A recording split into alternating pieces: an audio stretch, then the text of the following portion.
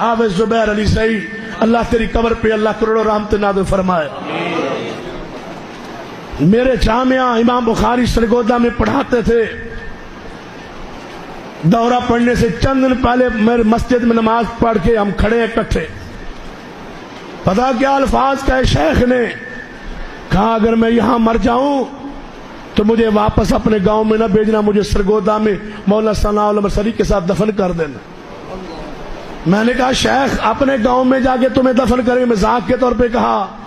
پتا کیا کہا شیخ نے، آج تک میں نے اس بات کو سٹیج پر نہیں بیان کیا، آج بیان کر رہا ہوں۔ اس جذبات میں کیا کہا شیخ نے، کہنے لگا میرے حضر گاؤں میں جو قبرستان میں ہے وہاں ایک بھی اہل حدیث دفن نہیں ہے، میں اس قبرستان میں دفن نہیں ہونا چاہتا جس میں کوئی بھی صحیح العقیدہ نہیں ہے۔